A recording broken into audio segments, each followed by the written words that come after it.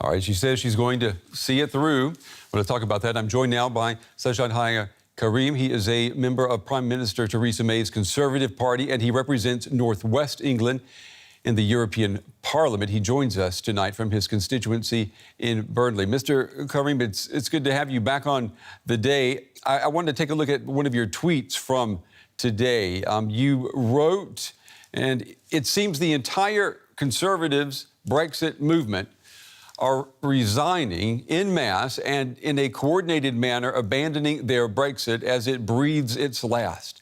Maybe we can now get back to being a centrist party governing in the national interest. Do you tonight have any hope of that happening? Well, good evening, Brent. It's good to be back on to your programme and have this opportunity to send a very clear message to your viewers about where we actually are at this moment in time.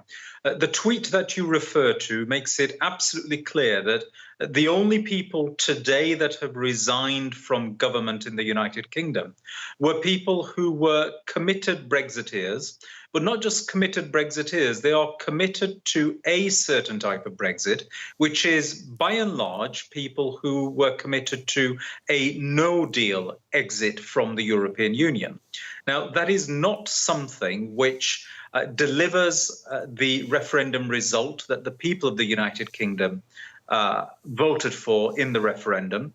And by removing themselves from government, they now give us the opportunity to carry out a centrist and centre-right reform programme for the United Kingdom. And indeed, it leaves the Prime Minister now free of the shackles that these people had placed around her to try and get her deal through the House of Commons. I don't say that lightly. I know that that is a tremendous challenge that she sees ahead of her. And as I do the arithmetic, the numbers don't currently stack up.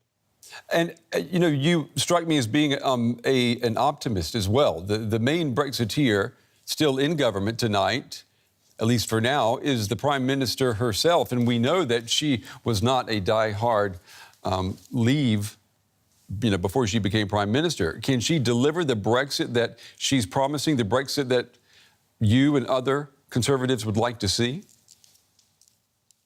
Well, actually, Theresa May campaigned for Remain. She voted Remain, but she accepts the result that was delivered and has said that she will do her very best to reach the best possible deal in the circumstances. Now, bearing in mind, if you are leaving the European Union, it is an unrealistic expectation that you will have greater rights or the very same relationship and rights as what you have whilst you are a member of the European Union. The unfortunate thing is those who are making unrealistic demands today actually really expect to have a much better deal than what they had as members. Now, that is an unrealistic expectation that cannot be delivered.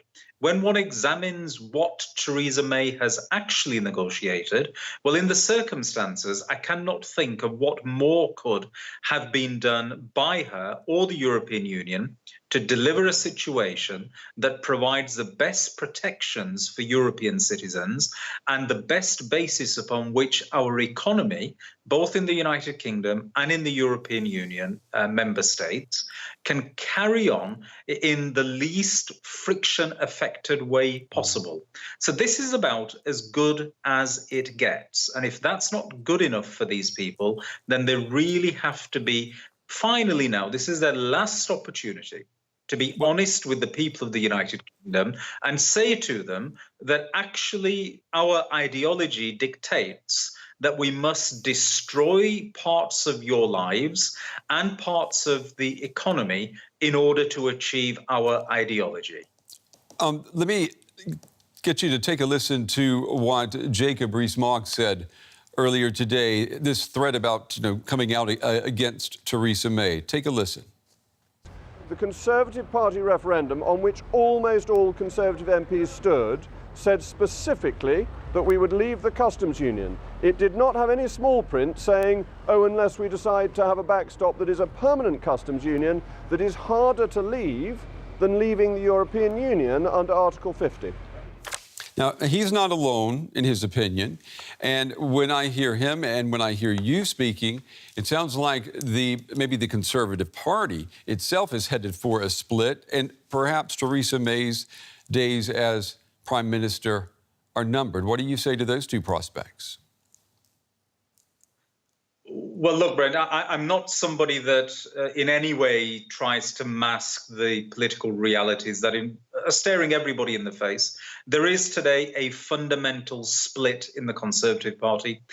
There has actually been a real challenge facing those of us that want to be a centrist right political movement. And there has been a real battle taking place for the heart and soul of the Conservative Party. And what you are seeing today is actually that now being fought out at the very last stages through this Brexit process. And what Jacob Rees-Mogg has actually set out there puts in place a very clear contrast between the battle that is taking place between the two different viewpoints, one based upon ideology, one based upon pragmatism.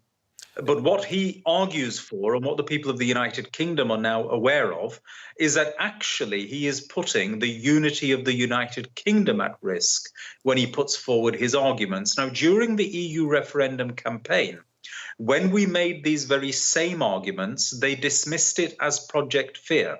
Now, today they have been absolutely unclothed in front of the British people. People like Jacob Rees-Mogg now have nowhere left to hide, and simply dismissing these concerns is not now going to work, because these have become practical realities that must be faced.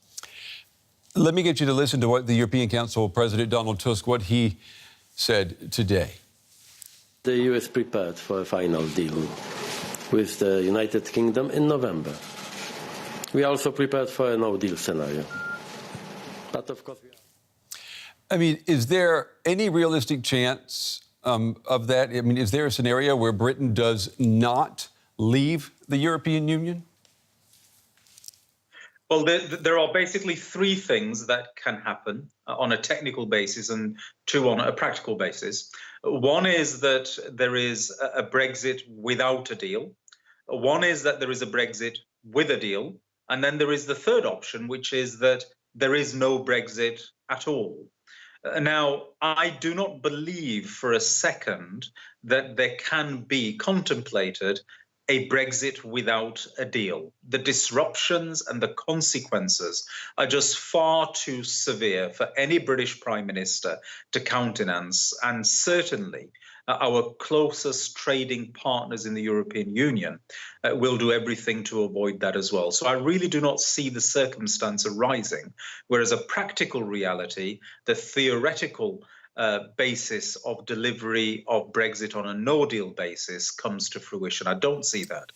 That leaves two options. One is exiting with a deal.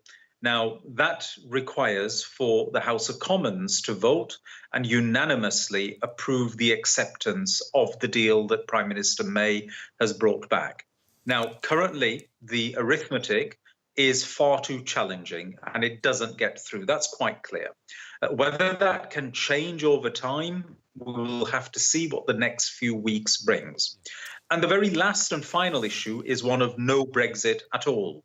Now, there are several avenues that lead to no Brexit at all, but of course, with there having been a huge public exercise through the referendum, there would need to be a further democratic exercise carried out that delivers a result which allows for a reversal of the Article 50 notification and the cancellation of Brexit.